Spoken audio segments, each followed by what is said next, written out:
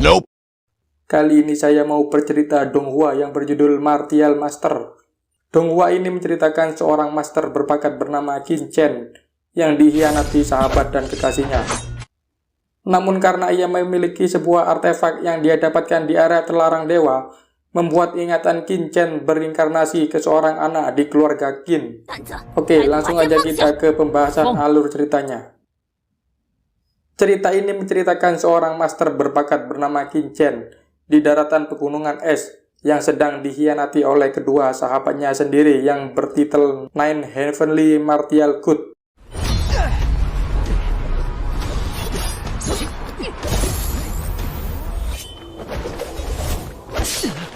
Yang mana kedua orang ini adalah sahabatnya bernama Shou Yu dan Nuan Er, yang dimana Nuan Er adalah kekasihnya Qin Chen.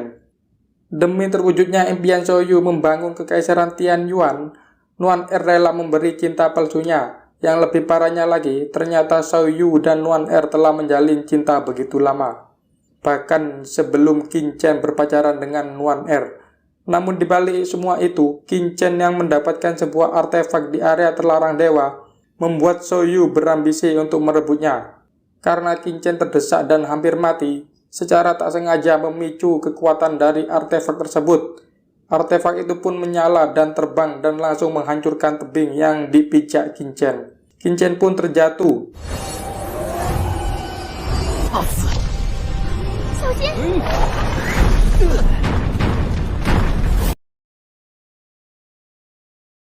Tiba-tiba, Qin pun terbangun dan berinkarnasi ke seorang bocah yang habis pingsan 3 hari 3 malam akibat pertarungannya dengan tuan muda Wei. Qin Chen yang baru saja terbangun begitu heran dengan apa yang ia lihat di sekitarnya.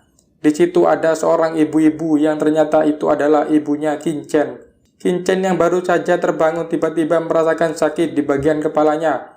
Dan kemudian ingatannya terlihat seorang anak yang sedang dihajar. Ternyata itu adalah Qin Chen. Kita pun dibawa ke salah satu tragedi yang mana pada hari ini pada tahun 2516, yang mana kekaisaran Tian Yuan adalah kekaisaran pertama di daratan ini. Qin Chen yang masih di tempat tidurnya setelah ia terbangun dari pingsannya, tiba-tiba ia mengingat sisi flashback tentang ibunya, yang dulu adalah wanita tercantik yang diincar para pangeran pada masa itu. Namun pada suatu hari, ia kabur dari rumah untuk berkeliling dunia. Setelah 3 tahun kemudian, ibunya pun kembali dengan menggendong seorang bayi, yang tak lain adalah Qin Chen saat ini. Kalau saja tidak ada kakek Qin Chen pada saat itu, mungkin Qin Chen dan ibunya sudah lama diusir dari keluarganya, karena membawa seorang bayi tanpa ayah yang merupakan hal memalukan bagi keluarga Qin. Kembali ke cerita Qin Chen, yang saat itu belum membangkitkan bloodline-nya, tapi ibunya tidak mempermasalahkan itu. Di sini Qin Chen pun tahu kalau tubuhnya yang sekarang belum membangkitkan bloodline-nya sama sekali. Kita pun dibawa ke sisi flashback Qin Chen dulu, yang ternyata memiliki bakat seni bela diri yang bagus, yang membuat dirinya berhasil masuk ke akademi terbaik di kekaisaran masa itu. Qin Chen kembali mengingat yang mana ia sudah berada di tingkat Emperor Bloodline dan mendapat 3 gelar tingkat bela diri, yaitu rank 8 Good Bloodline, rank 8 Martial Code, dan rank 9 Gold Alchemist. Tiba-tiba seseorang datang sambil gedor-gedor pintu. Ibu Qin Chen pun berdiri dan membuka pintu itu. Ternyata itu adalah Yan Zi, ia adalah pelayan Zhou. Qin Chen pun tampak tidak senang dengan kedatangannya.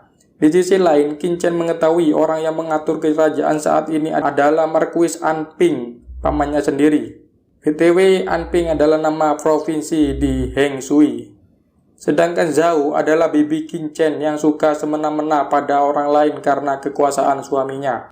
Di sini Yan Zi ingin menjemput Ibu Qin, ternyata sewaktu Chen tidak sadarkan diri, Ibu Qin membuat janji dengan Zhou demi mendapatkan Devin Pill untuk Qin Chen. Di saat ibunya mau pergi, Qin Chen pun berdiri dan tidak mau kalau Ibu Qin dibawanya. Kemudian Yan Zi memanggil 2 prajurit yang dari tadi menunggu di luar. Qin Chen pun tambah marah, kemudian mengambil pedang yang ada di rumahnya.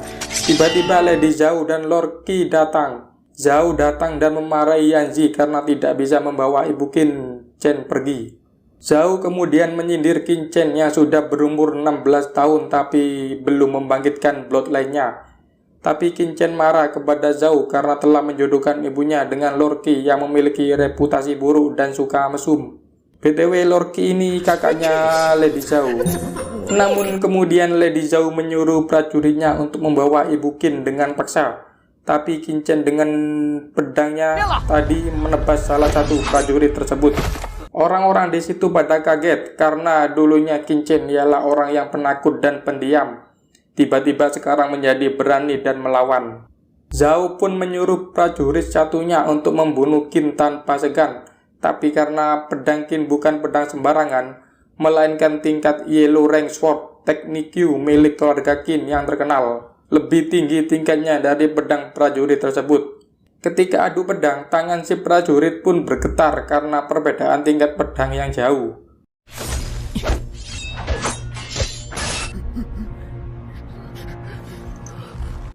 Zhao kemudian memanggil pengawal pribadinya yang sudah bergelar master. Tapi Qin Chen mempunyai cara untuk melawan master itu dengan menggunakan real martial skill. Pas mereka hendak bertarung, tiba-tiba Marquis datang. Marquis ini juga berhati jahat dan berniat mengusir ibu Qin Chen. Tapi entah mengapa, kali ini Marquis membela Qin Chen dan menyuruh Zhao dan pengawalnya keluar. Marquis menyuruh Qin Chen terus berlatih sampai bloodline-nya bangkit sebelum tes masuk Akademi Tianqiang buka. Sebelum Marquis pergi, dia berkata, semua keluarga Qin bisa menjadi kuat dan bukan seorang sampah.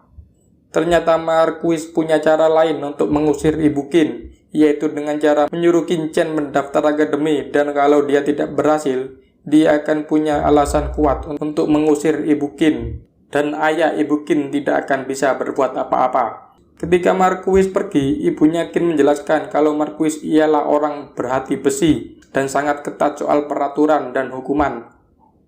Tapi saat ini Marquis tidak seperti biasanya. Ibu Qin curiga dan menyuruh Qin Chen mengingat kata-kata terakhir yang diucapkan Marquis.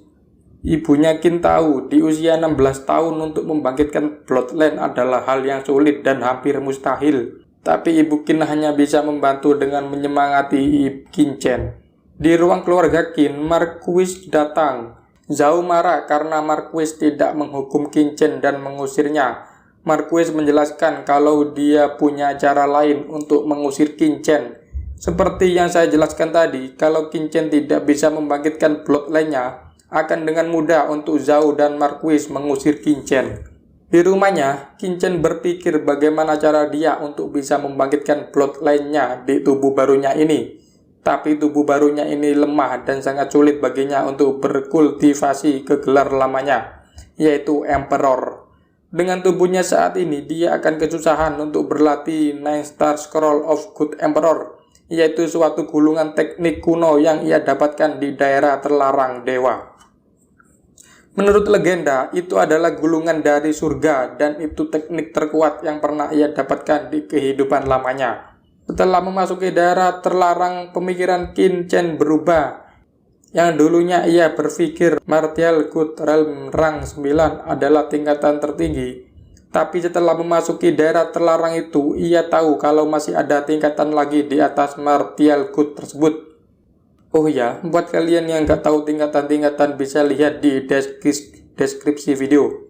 Qin Chen ini sekarang berada di tingkatan human level dan mempunyai 7 meridian. Yang belum tahu meridian juga bisa cek di deskripsi. Semakin tinggi meridian seorang, maka semakin tinggi juga tingkatan martial yang bisa dibuka. Qin Chen mengetahui kalau di daerah terlarang ternyata jauh melampaui tingkatannya dibanding daratan Tianwu. Kemudian Qin Chen pun berpikir untuk membangun ulang meridiannya. Tapi untuk membangun ulang meridiannya, dia membutuhkan Divine Needle.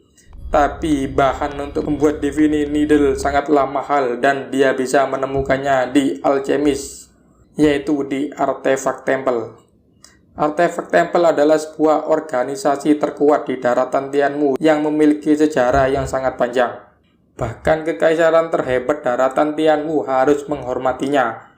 Semua alkemis di seluruh dunia kalau ingin menerbitkan lencana atau menaikkan rank, semua harus dilakukan di artefak tempel. Qin pun datang ke mbak-mbak kasir untuk memesan barang yang dia inginkan. Tapi mbak kasir tersebut kebingungan dengan nama bahan yang ditulis Qin.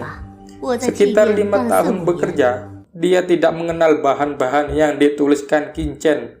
Kemudian Qin meminta pena untuk menulis ulang bahan-bahan tersebut dan menyesuaikan dengan yang ada. Kemudian datang 2 orang yang tak lain adalah Princess Zhao Lingshan, putri dari Lord Qin, dan yang satunya adalah Qin Fen, putra kedua dari pamannya Qin. Tapi Qin tidak menghiraukan kedatangan mereka yang membuat Qin Fen kesal dan menarik resep material Qin. Ia melihat ada bahan batu obsidian di dalam resep Qin. Lalu Qin Fen mengatai Qin kalau dia tidak akan mampu beli batu itu karena harganya sangat mahal. Ketika mereka hendak bertarung, tiba-tiba muncul seseorang yang bernama Li Yang. Dia adalah seorang refiner tingkat 2 atau Earth level. Bisa dilihat dari lencana yang dia pakai di dadanya. Seorang refiner memiliki 9 tingkatan. Lihat di deskripsi. Pusing ya? Biasalah, awal-awal cerita pasti banyak penjelasan. Jadi jangan lupa baca deskripsi biar tahu tingkatan-tingkatannya. Lalu Qin Fen maju menghadap Liang atau Grandmaster Liang. Fen meminta Liang untuk membuatkan pedang untuknya dari bahan batu obsidian yang ia punya. Dan si putri tadi juga memberikan surat pengajuan untuk menjadi muridnya. Dan mereka bertiga pun pergi. Pas kejadian itu, Qin melihat penyakit yang ada di tangan Liang. Seketika itu, Qin punya ide untuk mendapatkan barang yang dia inginkan dari Grandmaster Liang. Qin pun mengikuti mereka bertiga dan bersambung.